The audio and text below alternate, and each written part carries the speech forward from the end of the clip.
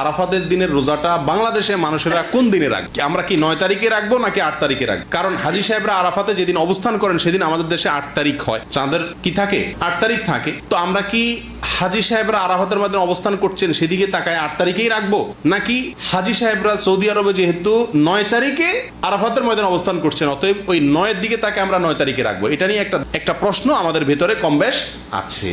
কারণ নবী করিম সাল্লাল্লাহু আলাইহি ওয়াসাল্লাম যে আরাফাতের দিনে রোজা রাখতে বলেছেন, আসলে 9 তারিখকে, জিলহজের 9 তারিখকে আরাফাতের দিন বলা হয়। এখানে তারিখটা হলো উদ্দেশ্য, আরাফাতের দিন এটা হলো শুধুমাত্র নাম। জিলহজের 9 তারিখে ইয়মে আরাফা বলে, জিলহজের 8 তারিখে ইয়মুত তারবিয়া বলে। এগুলো হলো এই দিনগুলোর এক একটা নাম। যেহেতু নবী সাল্লাল্লাহু আলাইহি ওয়াসাল্লাম আরাফার দিন রোজা রাখতে বলছেন অতএব 9 তারিখে রাখবেন, এরকম একটা মত উলামা ইকরাম বলেন। এখন আমরা কোন দিকে যাব? 8 তারিখে রাখবো নাকি 9 তারিখে রাখবো? আমি বলি, যেহেতু কোনো মতের পক্ষেই সুস্পষ্ট কোনো হাদিস নাই, অতএব আমাদের জন্য সবচেয়ে যুক্তিসঙ্গত হলো দোনো দিন রাখা, 8 তারিখে এবং 9 তারিখে রাখা।